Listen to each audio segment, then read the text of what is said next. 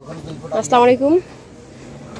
তো খামারে চলে আসলাম, দেখি এরা কি করে। এই যে একটা গরু শুয়াইছে, কি অবস্থা গরুটার দেখি। আচ্ছা, এই গরুটা কি হয়েছে? মানে আবার খুঁড়াই ঢুড়াই তো হয় নাই না? খুঁড়ে খুঁড়ে উঠে গেছে নাকি? পাথরে লাগে সমস্যা হয়েছিল।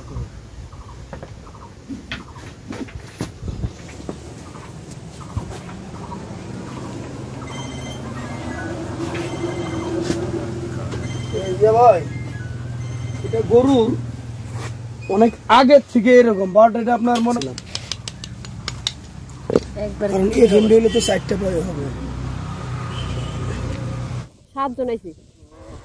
যাবা মিস্ত্রির কাছে যাবা? ওই জায়গায় যাও নাই তুমি আজকে? এই যে কলা সহ ভুট্টার গাছ নিয়ে আসলো।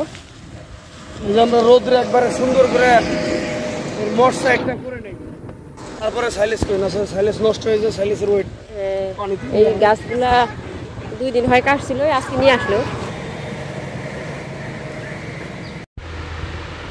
এটা হচ্ছে আমাদের ছোট্ট একটি বকনা, এটা ওর মা। গরুটা অনেক লম্বা চড়া, আসলে পারিবারিক ভাবে দুধ খাওয়ার জন্য এই গরুটা লালন পালন করতেছি। গরুটার আল্লাহর অশেষ রহমতে 12 লিটার দুধ হয় 2 বেলা। আর আমাদের একটা জিনিস কি, আসলে গরু বাছুর ছাগল হাঁস মুরগি এগুলা পালি, এটা নিজেদেরও ভালো লাগে, সময়টাও কাটে। হ্যাঁ, যেহেতু ব্যবসা বাণিজ্য করি, সকালবেলা এগুলার একটু পরিচর্যা করলে নিজের মনটা ফ্রেশ লাগে আর কি।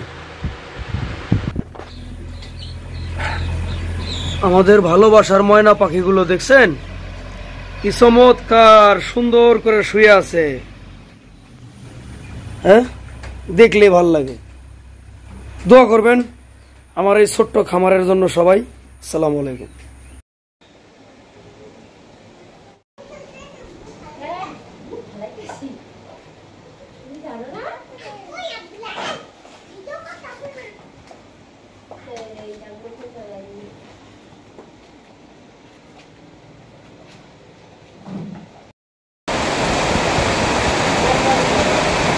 মুষলধারে বৃষ্টি,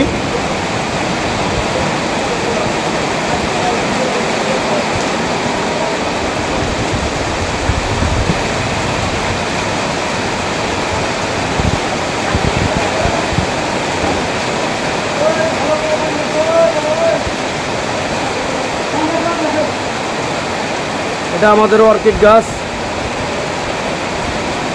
আপনার ভাবির খুব পছন্দ আর কি। এই ডেকোরেশনগুলো আপনার ভাবি করছে কালকে, এগুলা আনার দায়িত্ব ছিল আমার।